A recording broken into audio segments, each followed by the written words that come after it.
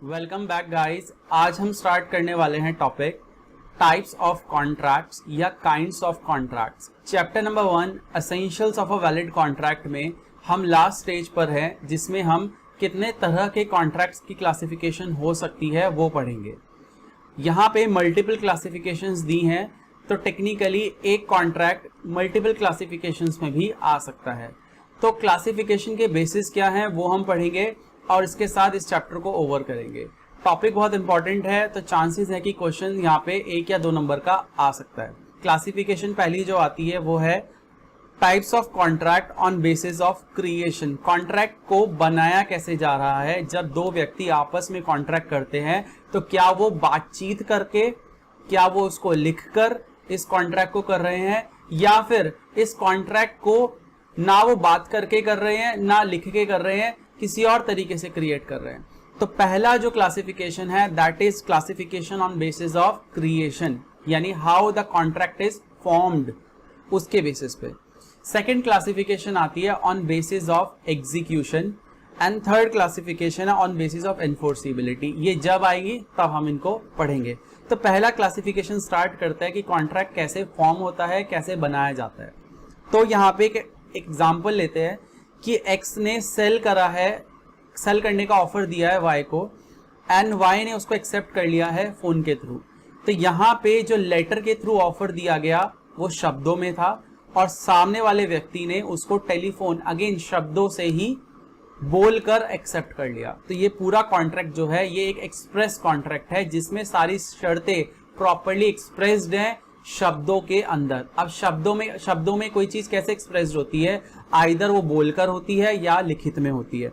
तो यहाँ पे देखिए, express contract is one which is made by words whether spoken और रिटन, या तो बोलकर या फिर लिखकर। कि दो व्यक्तियों ने आपस में दिवाली के वक्त दुकान लगाई, उन्होंने कहीं पे लिखकर ये काम नहीं करा, but still this contract is an express contract. The reason is because all the terms and conditions, सारी शर्तें क्लियरली डिफाइंड थी यहाँ पर। ठीक है, इसके अलावा अगर वो लिखकर करते, जैसे दो पार्टनर्स आपस में पार्टनरशिप करते हैं by writing down a partnership deed, तो पार्टनरशिप डीड भी तो एक एग्रीमेंट है, बट ये कैसा एग्रीमेंट है, एक्सप्रेस्ड एग्रीमेंट है। और एक्सप्रेस किस तरीके से है, ये रिटन में है।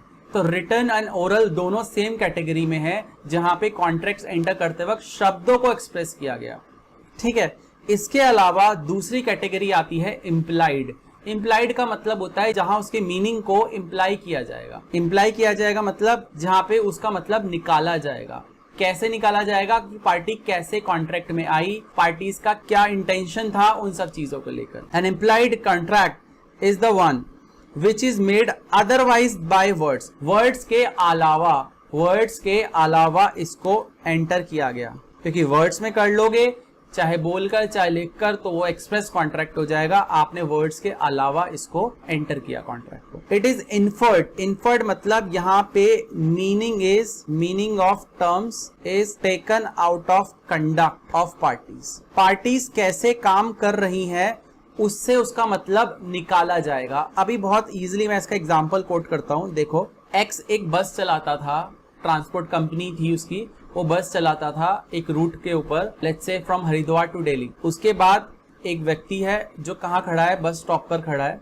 बस वहां पर रुकती है, वो बस में चढ़ जाता है। उसने ना कुछ बातचीत करी कि कहाँ ये बस जा रही है, उसने देखा कि ये दिल्ली लिखा हुआ है तो बस कहाँ जा रही होगी, दिल्ली ही जा रही होगी। वो सिंपली बस को बिना देखे चढ़ गया, उसको पता है ये बस दिल्ली के रूट पे है तो दिल्ली ही जा रही होगी। तो यहाँ पर बस का रुकना एक इम्प्लाइड ऑफर है कि आपको अगर हमारी सर्विसेज चाहिए तो आप बस को बोर्ड कर सकते हैं, बस में चढ़ सकते हैं।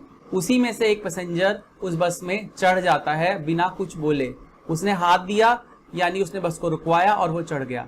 ये क्या हो गया, इम्प्लाइड एक्सेप्टेंस, यानी बिना बोले बिना लिखे वो सिर्फ उसने ऐसा काम किया जिससे कि कॉन्ट्रैक्ट हो गया। तो यहाँ पे दोनों पार्टीज ने ना कुछ बोला ना लिखा, ये एक इम्प्लाइड कॉन्ट्रैक्ट है। इसका मतलब निकाला गया कि कॉन्ट्रैक्ट हो चुका है।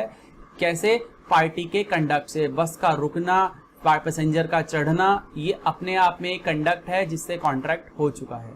किसी ने आपको कुछ खाने के लिए दिया और आपने खा लिया। अब वो व्यक्ति समाज सेवा नहीं कर रहा था, वो सेल कर रहा था लेट्स से एक फ्रूट सेलर या एक चाट वाला या फ्रूट चाट वाला उसने सेल कर रहा था, उसने आपको पत्ता दिया और आपने खा लिया, तो ये आपको पे करना पड़ेगा बिकॉज आप इम्प्लाइड तरीके से कॉन्ट्रैक्ट में एंटर हो चुके हैं। यहाँ पे उस कंसिडरेशन भी है, यहाँ ऑफर भी है, यहाँ एक्सेप्टेंस भी है, यहाँ पे लीगल इंटेंशन भी है। तो इसीलिए ये कॉन्ट्रैक्ट एक्सप्रेस तरीके से ना होकर इम्प्लाइड तरीके से बन चुका है। तो ये फर्स्ट कैटेगरी थी कि कॉन्ट्रैक्ट बनता कैसे है, या तो बोल के या लिखकर बनेगा जो एक्सप्रेस्ड है, जो कि बेटर है, जहां पे डिस्प्यूट्स होने के चांसेस कम है। अब किसी ने आपको चार्ट दिया, आपने लेके खा लिया, फिर बाद में झगड़ रहे हैं, चांसेस ऑफ डिस्प्यूट्स बढ़ जाते हैं कहाँ पे, इम्प्लाइड तरीके से। इसके बाद on basis of execution and performance of contract, second category जो आती है यहाँ पे कि कॉन्ट्रैक्ट कैसे परफॉर्म होगा। हर कॉन्ट्रैक्ट के अंदर कोई ना कोई प्रॉमिस होता है, जैसे बस वाले ने प्रॉमिस किया था कि हम आपको दिल्ली छोड़ देंगे, या पैसेंजर ने प्रॉमिस किया था कि मैं आपको टिकट का किराया दे दूंगा। तो ये सब जो चीजें हैं ये परफॉर्मेंस आती है, और परफॉर्मेंस किसकी, कंसीडरेशन की, यानी हम कंसीडरेशन पे कर देंगे, ये परफॉर्म कर देंगे कॉन्ट्रैक्ट के अंदर, ऐसी कोई बातचीत हो रखी थी। तो इसके बेसिस पे कॉन्ट्रैक्ट कैसे क्लासिफाई होता है, कहता है अगर दोनों पार्टीज द्वारा कॉन्ट्रैक्ट परफॉर्म हो चुका है, यानी ये कॉन्ट्रैक्ट एग्जीक्यूट हो चुका है। एक्स ने वाई को बोला कि I will sell my car, उसने कार डिलीवर भी कर दी और वाई ने पैसा भी पे कर दिया, तो पूरा कॉन्ट्रैक्ट एग्जीक्यूट हो चुका है। आप किसी स्कूटर की शॉप पे या फिर बाइक की शॉप पे गए या कार की शॉप पे गए और वहां पे शोरूम से कार ले भी ली और उनको पैसा ही पे कर दिया, आपका कॉन्ट्रैक्ट एग्जीक्यूट हो चुका है, ये प्रॉपर परफॉर्म हो चुका है। तो ऐसे कॉन्ट्रैक्ट को कहते हैं एग्जीक्यूटेड कॉन्ट्रैक्ट। इसके बाद आता है एग्जीक्यूटरी कॉन्ट्रैक्ट। एग्जीक्यूटरी कॉन्ट्रैक्ट का मतलब क्या होता है, जहां पे कॉन्ट्रैक्ट अभी एग्जीक्यूट होना बाकी है। This is a contract where both parties have still to perform their obligation, जहां पे दोनों पार्टीज को अभी ऑब्लिगेशन परफॉर्म करनी है। What is the meaning of obligation, duty to perform your promise, जो आपने प्रॉमिस करा है कि जो आप कॉन्ट्रैक्ट के अंदर करेंगे वो आपने अभी करना बाकी है, ठीक है। बल्कि पहले वाले में क्या था, it is a contract where both parties have performed their promise. तो टेक्निकली कोई भी कॉन्ट्रैक्ट एक पर्टिकुलर टाइम पे इस कैटेगरी में आएगा, क्योंकि अगर जब वो बन रहा है तो वो एग्जीक्यूटरी रहेगा, जब वो कंप्लीट स्टेज पे होगा तो वो एग्जीक्यूटेड हो जाएगा। तो एक कॉन्ट्रैक्ट टाइम के हिसाब से इस पर्टिकुलर कैटेगरी में क्लासिफाई होता है। तो हम ये नहीं कह सकते कि कोई कॉन्ट्रैक्ट हमेशा एग्जीक्यूटरी ही रहेगा, कभी ना कभी वो एग्जीक्यूटेड भी होगा, राइट। इसके बाद आता है partly executed and partly executory. कुछ हिस्सा एग्जीक्यूट हो चुका है, कुछ हिस्सा एग्जीक्यूट होना बाकी है। जैसे कि ऊपर वाले एग्जाम्पल में ही अगर एक्स ने कार डिलीवर कर दी लेकिन वाई को अभी क्या करना है, अपना पैसा पे करना है, लेट्स से किश्तों में वो पे करेगा, तो एक्स के बिहाफ पे कॉन्ट्रैक्ट परफॉर्म हो चुका है लेकिन वाई के बिहाफ पे कॉन्ट्रैक्ट परफॉर्म नहीं हुआ, तो ओवरऑल कॉन्ट्रैक्ट ना एग्जीक्यूटेड है ना एग्जीक्यूटरी है, ये partly executed and partly executory है, राइट। इसके बाद इसके अंदर दो कैटेगरी आती है, यूनिलेटरल एंड बायलेटरल। यूनिलेटरल का मतलब किसी एक पार्टी ने परफॉर्म करना अभी बाकी है कॉन्ट्रैक्ट। अगर बायलेटरल है यानी दोनों पार्टीज ने परफॉर्म करना बाकी है तो टेक्निकली वो एग्जीक्यूटरी कॉन्ट्रैक्ट है, फिर वो यहाँ पे नहीं आएगा। तो एग्जीक्यूटरी समझ में आ गया कि एक्स ने कार डिलीवर कर दी बट वाई को अभी पेमेंट करनी बाकी है, तो वाई के बिहाफ पे कॉन्ट्रैक्ट अभी पेंडिंग है परफॉर्म होने से, इसलिए पूरा कॉन्ट्रैक्ट अभी पार्टली एग्जीक्यूटरी और पार्टली एग्जीक्यूटेड है। फिर इसके बाद थर्ड कैटेगरी आती है मेरी, that is on basis of enforceability. अच्छा क्वेश्चन यहीं से बन सकता है बिकॉज इसके बेसिस पर पूरा आगे के जितने भी चैप्टर्स हैं वहां पे हम क्लासिफाई करेंगे कि कॉन्ट्रैक्ट किस तरह का कॉन्ट्रैक्ट है। बल्कि ये जो चीजें हमने पहले दो क्लासिफिकेशंस पढ़ी हैं, they are very simple classifications and they won't make much difference in coming chapters. इसीलिए इस पर्टिकुलर कैटेगरी को ऑन बेसिस ऑफ एनफोर्सिबिलिटी या इसको हम वैलिडिटी भी बोल देते हैं कि कॉन्ट्रैक्ट कितना वैलिड है, क्या ये कॉन्ट्रैक्ट हम कोर्ट में एनफोर्स करा पाएंगे या एनफोर्स नहीं करा पाएंगे, इसी चीज के ऊपर बातचीत करेंगे इस कैटेगरी में। तो टेक्निकली चैप्टर का पूरा एसेंस यहाँ पे आके रुकता है।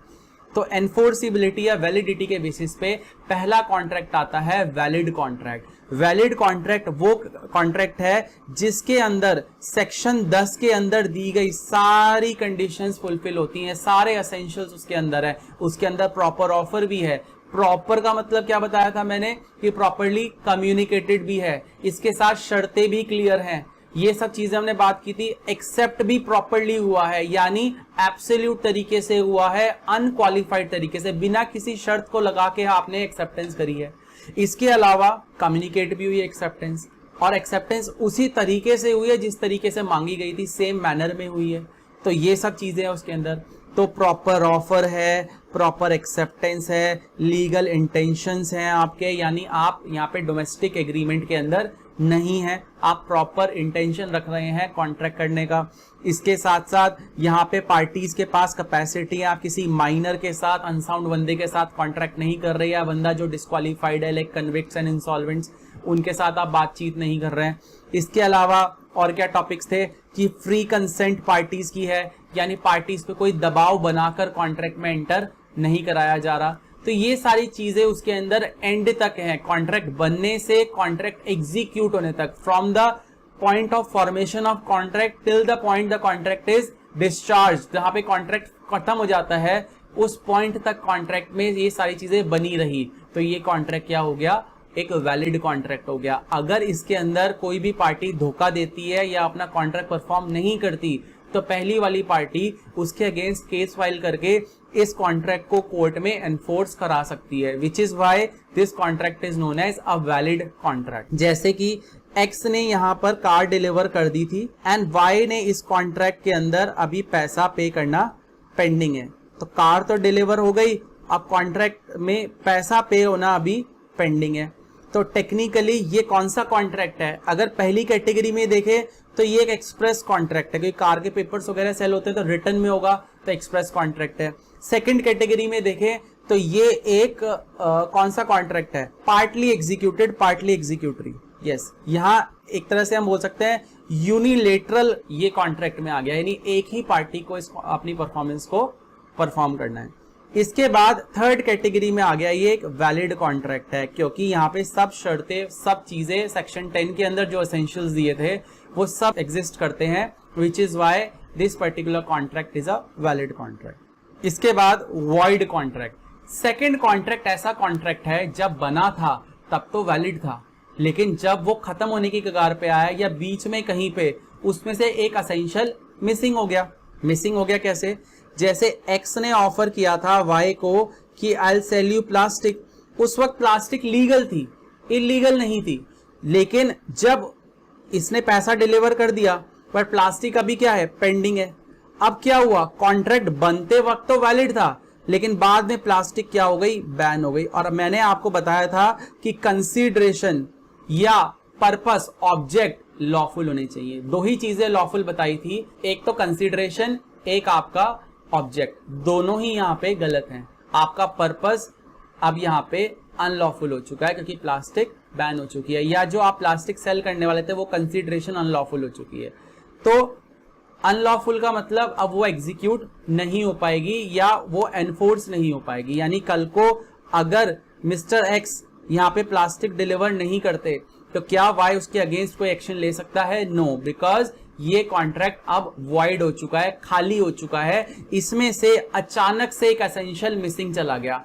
क्यों? जब बना था तब तो वैलिड था। यस, जब बना था तो कंसीडरेशन भी लॉफुल थी और पर्पस, ऑब्जेक्ट भी लॉफुल था, क्योंकि प्लास्टिक उस वक्त अलाउड थी।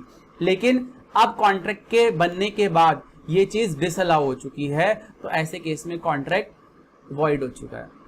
इसके अलावा एक्स ने वाई को प्रॉमिस करा है आई विल मैरी यू, उसके बाद एक्स क्या हो जाता है, डेड हो जाता है। तब जब दो पार्टीज है ही नहीं, क्योंकि मिनिमम दो पार्टीज चाहिए, अब यहाँ तो पार्टी मर गई, तो यहाँ पे ये पर्सनल कॉन्ट्रैक्ट था, यानी कोई और आके शादी तो करेगा नहीं उस कॉन्ट्रैक्ट के अंदर आकर, फिर तो नया आप रिश्ता लेके जाओ। तो टेक्निकली यहाँ पे एक्स की वजह से कॉन्ट्रैक्ट क्या हो गया है, वॉइड हो गया है। अब इस कॉन्ट्रैक्ट में ये जो वाई है इसके घर वालों के ऊपर केस फाइल नहीं करेगी, क्योंकि ये टेक्निकली कॉन्ट्रैक्ट जब बना था तब तो वैलिड था, लेकिन अब ये कॉन्ट्रैक्ट वॉइड हो गया, बिकॉज यहाँ पे contract is not possible to perform. और मैंने आपको बताया था कॉन्ट्रैक्ट पॉसिबल भी होना चाहिए। जैसे मैंने एक एग्जांपल लिया था, चाइना से शिप आई और वो शिप डूब गई, अब आपका जो राइस है वो डिलीवर नहीं हो सकता। तो कॉन्ट्रैक्ट जब बना था तब तो वैलिड था, अगर वो कॉन्ट्रैक्ट वैसा ही रहता अंत तक तो आराम से दोनों पार्टीज कॉन्ट्रैक्ट कर लेती और परफॉर्म भी हो जाता। लेकिन अब कॉन्ट्रैक्ट में खालीपन आ गया है पॉसिबिलिटी का, यानी एक असेंशियल इसमें मिसिंग चला गया। A contract which ceases to be enforceable, enforce होने से सीज हो जाता है, रुक जाता है। पहले तो एनफोर्सिएबल था क्योंकि वैलिड था, अब ये एनफोर्स नहीं हो पाएगा। बाय लॉ बिकम्स वॉइड, खाली हो जाता है। In other words, a contract which was valid when entered subsequently ceases to satisfy any of the essentials becomes void, वो खाली हो जाता है, void हो जाता है। इसके अलावा ये तो मैंने बताया था void contract, यानी कॉन्ट्रैक्ट बन चुका था। एक टॉपिक ऐसा है जो void agreement है, वो कभी कॉन्ट्रैक्ट बना ही नहीं। तो वो कौन सा टॉपिक है? देखो, void contract और void agreement में क्या फर्क है? void contract was a valid contract जब वो बना था, एक समय में वो वैलिड था। अब वो void हो गया क्योंकि उसमें एक असेंशियल सब्सिक्वेंटली बाद में मिसिंग चला गया। लेकिन कुछ ऐसे एग्रीमेंट्स होते हैं जो कभी कॉन्ट्रैक्ट बनते ही नहीं, जैसे माइनर के साथ किया हुआ कॉन्ट्रैक्ट कभी एग्रीमेंट कभी कॉन्ट्रैक्ट बना ही नहीं, क्योंकि ये शुरुआत से ही असेंशियल मिसिंग था। तो जब ये कभी कॉन्ट्रैक्ट बना ही नहीं तो ये वॉइड है शुरुआत से। इसको हम बोलते हैं वॉइड एब इनिशियो, यानी शुरुआत से वॉइड है, शुरुआत से एनफोर्सिएबल नहीं है। इसकी वैलिडिटी क्या है कि ये एनफोर्स नहीं हो सकता। It is not a valid contract और वैलिड एग्रीमेंट। ये एक वैलिड कॉन्ट्रैक्ट नहीं है और वैलिड एग्रीमेंट नहीं है, क्योंकि ये शुरुआत से ही वॉइड था। ठीक है, तो देखो यहाँ पे an agreement not enforceable by is a void agreement. हमने वर्ड यूज करा है an agreement, it was never a contract, ये कभी एनफोर्सिएबल था ही नहीं। These are void ab initio, they are unenforceable right from the moment they are made। जब से ये बने हैं तब से ही ये अनएनफोर्सिएबल है, यानी इसमें एनफोर्सिबिलिटी का कोई चांस ही नहीं था शुरुआत से। जैसे एक्स ने माइनर को लोन दिया, ये एग्रीमेंट ही माइनर के साथ क्या है? वॉइड एब इनिशियो। इसके साथ एक्स एग्रीज टू ब्रिंग जेड्स dead wife back to life, ये क्या है? एग्रीमेंट पॉसिबल ही नहीं है शुरुआत से, बाद में इम्पॉसिबल नहीं हुआ, शुरुआत से ही इम्पॉसिबल है। शिप तो बाद में डूबी, जब चली थी तब तो वैलिड थी। यहां तो वो बंदी पहले से ही डेड है और मरे हुए बंदे को जिंदा नहीं कर सकते आप लोग। तो this was impossible right from the moment the contract was made, therefore this contract is never a contract, it was always an agreement. And what kind of agreement is it? It is a void agreement. तो void agreement और void contract में क्या फर्क है? Void contract एक समय में void valid contract रहा था। यह अलग बात है कि उसमें से एक असेंशियल चला गया, अब वो परफॉर्म नहीं हो सकता, या वो एग्जीक्यूट नहीं हो सकता, या एनफोर्स नहीं हो सकता कोर्ट में, तीनों में से कोई भी चीज हो सकती है। लेकिन void agreement was never enforceable, ये तो कभी अलाउड था ही नहीं, कि कोर्ट कभी आपको अलाउ करता ही नहीं माइनर के साथ या अनसाउंड बंदे के साथ या फिर डिस्क्वालिफाइड पर्सन के साथ, it was never allowed, right? तो ये चीज याद रखना। अब जैसे आप एग्जांपल ले लो, एक बंदा पहले से कन्विक्टेड है, तो क्या वो नए कॉन्ट्रैक्ट में एंटर कर सकता है? नहीं। तो अगर उसने कोई एग्रीमेंट साइन कर लिया जेल में जाने के बाद, तो वो वॉइड एग्रीमेंट है, बिकॉज वो उस वक्त कन्विक्टेड था, यानी वो डिस्क्वालिफाइड था, तो he was never allowed when the contract was made. लेकिन अगर वो कॉन्ट्रैक्ट पहले कर चुका था और अब उसे लाइफ इंप्रिजनमेंट हो चुकी है, यानी वो लाइफ टाइम के लिए कहां जा चुका है? जेल में जा चुका है, तो अब वो कॉन्ट्रैक्ट क्या हो गया है? वॉइड कॉन्ट्रैक्ट हो गया। वो कॉन्ट्रैक्ट तो था लेकिन अब वो वॉइड हो चुका है। इसके बाद टॉपिक आता है जो आपका चैप्टर नंबर 5 है, इसके अलावा परफॉर्मेंस चैप्टर में भी हम पढ़ने वाले हैं, ये है वॉइडेबल कॉन्ट्रैक्ट। वॉइडेबल कॉन्ट्रैक्ट क्या होता है? इसको ध्यान से सुनना। वॉइड एबल, वॉइड होने योग्य, वॉइड होने योग्य मतलब ये कहीं ना कहीं वैलिड और वॉइड के बीच में लटका हुआ है। कौन सा कॉन्ट्रैक्ट? Void able. प्लीज मुझे ध्यान से सुनना, इस पर्टिकुलर टॉपिक के एग्जांपल्स बहुत स्पेसिफिक हैं, तो अपनी तरफ से कोई कोट मत करना। जितने एग्जांपल, जितने केसेस बताए जाते हैं, उसके बियॉन्ड जाके वॉइडेबल आपको कॉन्ट्रैक्ट्स मिलने थोड़े चांसेस कम है इस लेवल पर। तो वॉइडेबल क्या है? ऐसे कॉन्ट्रैक्ट्स जो वॉइड हो सकते हैं। कैसे वॉइड हो सकते हैं? देखो, an agreement which is enforceable at the option of one or more parties but not at the option of other. ये क्या बात बोल दी? तो देखो, मैंने आपको एक एग्जांपल बताया था कि एक्स ने वाई को बोला कि मैं तेरी प्रॉपर्टी खरीद लूंगा, और गन रख कर किया। वाई ने कहा ओके, तो इसको हमने नाम दिया था कोर्शन। एक फिजिकल दबाव गन पॉइंट पे आपने किसी से कॉन्ट्रैक्ट करवाया, इसकी कंसेंट फ्री नहीं है। क्या कंसेंट फ्री नहीं है? क्यों? क्योंकि उसको दबाव बना के कॉन्ट्रैक्ट कराया गया। अगर कभी ये दबाव नहीं बनता, this contract would have never been made. तो यहां पे जो ये पर्टिकुलर पार्टीज हैं, इनको दो नाम दिए जाते हैं। पहला नाम क्या दिया जाता है? पहली पार्टी थी डोमिनेटिंग पार्टी। डोमिनेटिंग पार्टी मतलब वो पार्टी जो डोमिनेट करती है दूसरे की इच्छा को, विल को, dominating the will of other party. And ये पार्टी कौन सी पार्टी है? Aggrieved party. एग्रीव्ड पार्टी कौन सी पार्टी होती है? जिसका नुकसान हुआ है, जिसके साथ गलत हुआ है। तो यहां पे टेक्निकली देखो, वाई कोर्ट में जाएगा और कहेगा सर मेरी प्रॉपर्टी वापस दिलाओ, ये मेरे साथ गलत हुआ था। इसको प्रूव करना पड़ेगा कि इसके साथ कोर्शन हुई। अगर ये प्रूव कर दे तो ये इसके पास ऑप्शन है कि ये प्रॉपर्टी को वापस कराए या ना कराए। अगर इसने घर बेचा, हाउस परचेज करने के लिए बोला, उसने कर दिया और इसने 1 करोड़ रुपए ले लिए, बल्कि घर से 50 लाख का था, इसने डबल पैसा ले लिया वाई ने, तो वाई खुश है, वाई को कोई दिक्कत ही नहीं। वाई कह रहा है चल यार घर गया लेकिन पैसे भी तो डबल आए, मैं नया घर ले लूंगा। तो ऐसे में इसके पास ऑप्शन है कि कॉन्ट्रैक्ट को वैलिड रखे या कॉन्ट्रैक्ट को कोर्ट में जाके खत्म करा दे, वॉइड करार दे दे। तो मैंने इसलिए बात बोली, वॉइडेबल कॉन्ट्रैक्ट्स कौन से कॉन्ट्रैक्ट्स होते हैं? जो वैसे तो वैलिड है, अगर कभी वाई कोर्ट में जाता ही नहीं, उसको वो हमेशा डरा हुआ है, तो वैसे टेक्निकली देखो गन पॉइंट अगर प्रूव नहीं हुआ तो कॉन्ट्रैक्ट तो वैलिड है ही, सब चीजें हैं, प्रॉपर कंसिडरेशन है, ऑफर वगैरह सब है, बस कंसेंट फ्री नहीं है। ये प्रूव कहां हुआ? ये प्रूव होगा तभी तो कॉन्ट्रैक्ट को वैलिड या वॉइड में कोई करार देंगे। तो टेक्निकली ऐसे कॉन्ट्रैक्ट्स क्या होते हैं? ये हमेशा वॉइडेबल होते हैं, यानी पार्टी चाहे तो कॉन्ट्रैक्ट को वैलिड रखे, चाहे कॉन्ट्रैक्ट को वॉइड करार दे दे। बट ऐसा ऑप्शन सिर्फ किसके पास है? एग्रीव्ड पार्टी के पास है। डोमिनेटिंग पार्टी के पास ये ऑप्शन नहीं है कि कॉन्ट्रैक्ट को खत्म कर दे। कल को कह दे सर इस घर में तो भूत है, मुझे घर वापस दिला दो, कोर्ट कहेगा आप जेल में चलो, आपने कैसे इसको कोर्शन किया इसके साथ। तो टेक्निकली डोमिनेटिंग पार्टी कोर्ट में जा ही नहीं सकती, बिकॉज उसको पता है कि वो जाते ही अरेस्ट हो जाएगी। तो ये ऑप्शन की कॉन्ट्रैक्ट को खत्म करना है, कॉन्ट्रैक्ट को वैलिड रखना है, ये ऑप्शन सिर्फ एग्रीव्ड पार्टी के पास होता है, डोमिनेटिंग पार्टी के पास नहीं। इसलिए दोबारा से पढ़ेंगे, N agreement which is enforceable at the option of one party but not at the option of other. यहां पे वन और मोर इसलिए बोला है कि हो सकता है कोर्शन एक से ज्यादा के साथ किया गया हो, जरूरी नहीं है कि एक ही पार्टी के पास ऊपर गन रखी गई है, तो वो सब मिलके भी केस फाइल कर सकते हैं, ठीक है। बट ये ऑप्शन दूसरे के पास नहीं है। किसके पास नहीं है? ये ऑप्शन आपका एक्स के पास नहीं है। तो ये वॉइड एबल है, यानी वॉइड होने योग्य है, वॉइड हो सकता है कौन चाहे, अगर ये ऑप्शन कौन चुने? एग्रीव्ड पार्टी, ठीक है। देखो, X threaten to kill Y if Y does not sell his house at 5 lakh rupees. Y agrees to sell and receives payment. Here Y's consent is obtained forcibly under portion.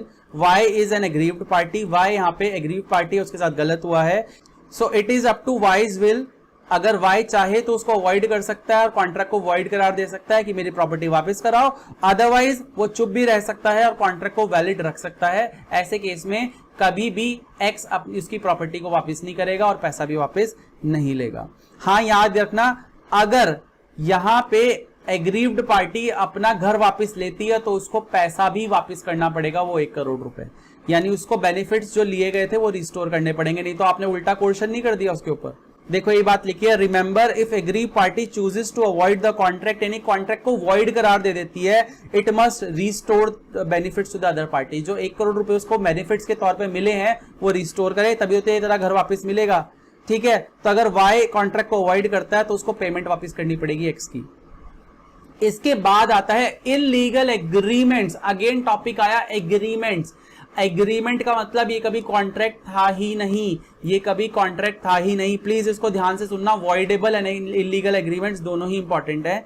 Illegal agreement वो agreement है जो कभी enforce इसलिए नहीं हो पाए क्योंकि उसके अंदर इलीगैलिटी का कोई एस्पेक्ट था, यानी उसका कोई एक ऐसा असेंशियल इलीगल था। अब आपको पता है 2 ही ऐसे एलिमेंट है जो इलीगल हो सकते हैं, या तो उसका पर्पस इलीगल था ऑब्जेक्ट, या उसका जो कंसिडरेशन है वो इलीगल था। इसमें क्या होगा, ये कभी एनफोर्स तो होगा ही नहीं, यानी कभी कॉन्ट्रैक्ट तो बनेगा ही नहीं। इसके साथ साथ बंदे को पनिश भी किया जाएगा। ये भी क्या होते हैं, वॉइड होते हैं, क्योंकि ये कभी एनफोर्स नहीं हो सकते। और एग्रीमेंट वर्ड बोला है यानी ये शुरुआत से ही वॉइड है। तो याद रखना हर इलीगल एग्रीमेंट वॉइड एग्रीमेंट भी होता है, क्योंकि ये दोनों ही शुरुआत से क्या होते हैं, वॉइड होते हैं। लेकिन हर वॉइड एग्रीमेंट इलीगल हो ऐसा जरूरी नहीं है। जैसे माइनर के साथ किया हुआ एग्रीमेंट वॉइड है और किसी को किल करने का एग्रीमेंट वॉइड है क्योंकि वो इलीगल है, लेकिन माइनर के साथ किया हुआ एग्रीमेंट इलीगल नहीं है। ठीक है, ये चीज याद रखना। इसके बाद आता है कोलैटरल एग्रीमेंट्स। अभी कोलैटरल एग्रीमेंट्स क्या होते हैं, कोलैटरल एग्रीमेंट्स होते हैं जो साइड के एग्रीमेंट्स हैं, जो मेन एग्रीमेंट नहीं है बट इस कॉन्ट्रैक्ट से जुड़ा हुआ एग्रीमेंट है। तो सुनो, एक्स ने वाई के साथ कॉन्ट्रैक्ट करा कि मैं तेरे एनिमी जेड को मार दूंगा। वाई का कोई एनिमी होगा जेड। एक्स ने वाई को ऑफर करा, वाई ने कहा चल ठीक है मैं तुझे 1 लाख रुपए दे दूंगा। इसके लिए एक्स ने कार बोरो करी, किससे, के से। तो देखो ये तो क्या है, इलीगल एग्रीमेंट। ये अपने आप में क्या है, इलीगल एग्रीमेंट। और ये एग्रीमेंट क्या है, ये एग्रीमेंट कोलैटरल एग्रीमेंट है, यानी ये मेन एग्रीमेंट का साइड एग्रीमेंट है। और इसे कोलैटरल कब बोलेंगे, जब के को पता है कि इस कार का इस्तेमाल क्या होने वाला है। अगर के को नहीं पता तो उस केस में के को बचा लेंगे। लेकिन अगर K is aware of the purpose of the illegal agreement then in that case even his agreement is void. उसके एग्रीमेंट को भी के एनफोर्स नहीं करा पाएगा। यानी कल को लेट्स से एक्स जेड को मार के आ जाता है और कल को वाई पैसा देने से मना कर देता है, तो क्या एक्स रिकवरी कर सकता है, नहीं कर सकता, बिकॉज आपको पता है ये एक वॉइड एग्रीमेंट है, ये एनफोर्स नहीं हो सकता। तो कोर्ट एक्स की कोई मदद नहीं करेगा, वो जो मर्डर के लिए उसने पैसा लेना था वो रिकवर अब नहीं हो पाएगा। इसके साथ साथ अगर बाद में एक्स क्या करता है, इसकी कार के पैसे देने से या जो किराया इसको देना था वो देने से मना कर देता है, तो ऐसे केस में इवन के भी रिकवर नहीं कर पाएगा, किससे, एक्स से, because illegal agreements are void as well as collateral agreements to the illegal agreements are also void. जो एग्रीमेंट साइड के एग्रीमेंट होते हैं इलीगल के साथ, वो भी क्या हो जाते हैं, वॉइड हो जाते हैं। तो दोनों ही एग्रीमेंट क्या है, वॉइड। कोलैटरल एग्रीमेंट भी वॉइड होता है और इलीगल एग्रीमेंट तो शुरुआत से ही वॉइड होते हैं। लेकिन मैंने आपको बताया हर एग्रीमेंट जो इलीगल है वो वॉइड भी होता है, लेकिन हर वॉइड एग्रीमेंट इलीगल हो ऐसा जरूरी नहीं है। जैसे यहां पे एग्जांपल लेते हैं, माइनर का केस लेते हैं। माइनर के साथ किया हुआ एग्रीमेंट वॉइड एग्रीमेंट तो है but it is not a illegal agreement. और अगर किसी बंदे को किल करने का एग्रीमेंट है तो it is illegal as well as void agreement, है ना। तो मैंने आपको बताया अगर इलीगल एग्रीमेंट के साथ कोई कोलैटरल एग्रीमेंट है तो वो भी क्या हो जाता है, वॉइड हो जाता है। यानी उसके साथ जुड़े हुए एग्रीमेंट जिसके बारे में जिनको पता है कि ये जो मेन एग्रीमेंट है क्यों हो रहा है, इलीगल है, किल करना है किसी को, ये बात के को पता थी तब भी उसने अपनी कार दे दी, तो ऐसे केस में कोलैटरल एग्रीमेंट्स भी क्या हो जाएंगे, वॉइड हो जाएंगे। लेकिन मैं बात कर रहा हूं वॉइड एग्रीमेंट्स के कोलैटरल। इलीगल के कोलैटरल भी वॉइड होते हैं क्योंकि इलीगल खुद वॉइड है तो उसके कोलैटरल भी वॉइड है। लेकिन कोई एग्रीमेंट सिर्फ वॉइड है, इलीगल नहीं है, तो उसके साथ के कोलैटरल एग्रीमेंट्स वैलिड होते हैं। जैसे कि एक्स ने प्रॉमिस करा वाई को कि I will bring your dead wife back to life. Y ने कहा ठीक है मैं 5,000 रुपए दे दूंगा। अब उसके पास 5,000 है ही नहीं। उसने अपने दोस्त जेड को बोला कि प्लीज मुझे उधार दे दे, मैं तुझे बाद में दे दूंगा। उसने उससे उधार ले लिया। तो ऐसे केस में ये बात जेड को पता है, बट ओरिजिनल एग्रीमेंट यहां पे क्या है, ओरिजिनल एग्रीमेंट यहां पे वॉइड है, ये इलीगल नहीं है। तो इसीलिए जो उसके साथ जुड़ा हुआ एग्रीमेंट है वो वैलिड होगा। यानी all in all illegal is void, illegal का कोलेटरल भी वॉइड। लेकिन कोई एग्रीमेंट वॉइड है तो उसका कोलेटरल क्या रहता है, वैलिड रहता है, यानी उसमें रिकवरी हो सकती है। कल को अगर उसकी वाइफ जिंदा नहीं होती तो ऐसे केस में क्या यहां पे उसका जो फ्रेंड है जेड वो पैसे रिकवर कर सकता है, बिल्कुल कर सकता है, उसने किसी इलीगल काम के लिए वो पैसा नहीं दिया। तो इसमें जो मैंने आपको बात बोली थी कि all illegal agreements are void agreements, but हर वॉइड एग्रीमेंट इलीगल एग्रीमेंट हो ऐसा जरूरी नहीं है। सिर्फ वही एग्रीमेंट्स इलीगल होते हैं जिसमें ऑब्जेक्ट कुछ गलत करने का है, इलीगल करने का है। तो इसमें तीन टॉपिक इनफैक्ट हैं जो मैंने यहाँ पे सिर्फ लास्ट अनएनफोर्सेबल डाला है, बट इसके अलावा ई कॉन्ट्रैक्ट्स और होते हैं और इसके अलावा एक क्वासी कॉन्ट्रैक्ट्स और होते हैं। हाउएवर क्वासी कॉन्ट्रैक्ट्स को मैं अभी यहाँ पे नहीं पढ़ा रहा हूँ। क्वासी कॉन्ट्रैक्ट्स के बारे में पूरा एक चैप्टर है, तो हम उसको बाद में पढ़ेंगे। सबसे लास्ट चैप्टर इस पर्टिकुलर लॉ का है वो। तो यहाँ पे ई कॉन्ट्रैक्ट्स पहले पढ़ लेते हैं। ई कॉन्ट्रैक्ट्स वो कॉन्ट्रैक्ट्स हैं जो एंटर हुए हैं यूजिंग इलेक्ट्रॉनिक मीडिया। जैसे कि आपने फ्लिपकार्ट से कोई कॉन्ट्रैक्ट करा है, तो वो सब जो आपके टिक मार्क होते हैं वहां पे कि एग्री करते हैं नहीं करते हैं, या फिर कोई भी आपने माइक्रोसॉफ्ट की सर्विस यूज करी तो वो पहले पूरा एग्रीमेंट टिक करा के एक्सेप्ट करवाता है आपसे। That is an agreement or a contract entered using electronic media or simply internet.